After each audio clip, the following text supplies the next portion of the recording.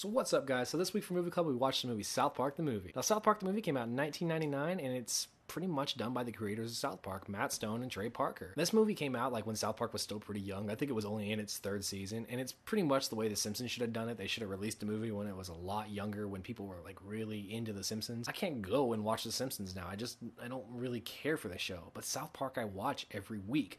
So it shows that they actually did something right here. Now, South Park's a cartoon. It's based in South Park, Colorado, and it really follows four kids: Cartman, Kyle, Kenny, and Stan. Now, these four kids are like going to see their favorite comedians, Terrance and Phillip, who are from Canada, and they're releasing a movie. And this movie's rated R, so of course the kids can't go in to see it because they're too young. So they hire a homeless guy to like get them into the movies, and once they're in, they're exposed to like these flatulent jokes and this vulgar, crude humor. And they're only in third grade, so of course they're impressionable, and they take everything they learn and they go regurgitate it to their friends. And unfortunately, once they regurgitate it to their friends, everybody's like becomes involved with Terrance and Phillip and love them and just like say and do everything they do.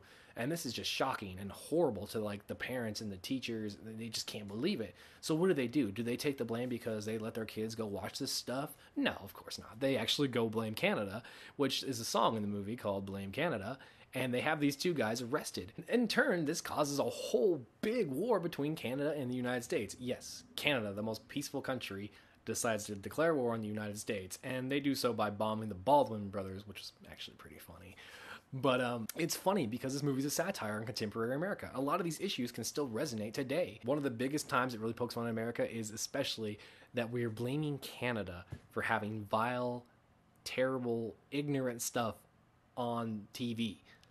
Doesn't that sound like America does? I mean, Canada, we're pretty much making Canada ourselves in this movie. And Trey Parker and Matt Stone know this, and they really hit on it, and they hit on every little issue that was going on at the time. Now, by all accounts, I'm not supposed to like this movie because it's a musical. There's a lot of musical numbers in here that are done like Broadway style, where everyone starts singing and dancing. And as like a person who doesn't like musicals, I'm supposed to hate this movie. But as a fan of South Park, I really like this movie.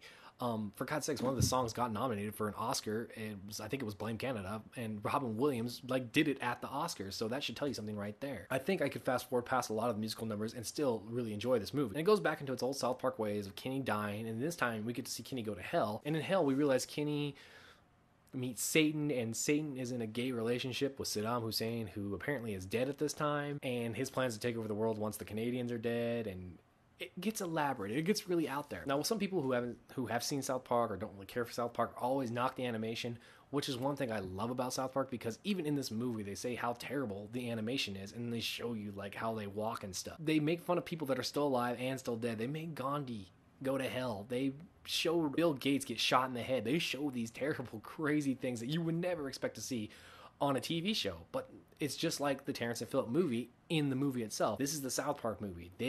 There are no strings attached. They can do whatever the hell they want, and by God, they did. They decided to go for it, and they put the cussing, the flatulence, the absurdity, they put everything they wanted to that they can't put in the show into this movie, and they did a great job. I can't say this movie is for everybody.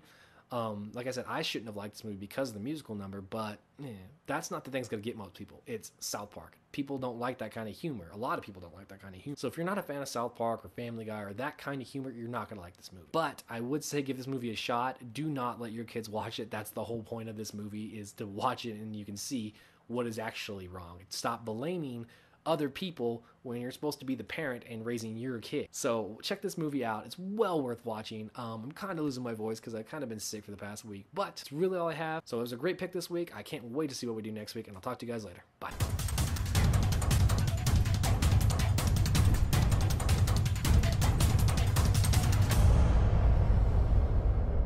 So just a quick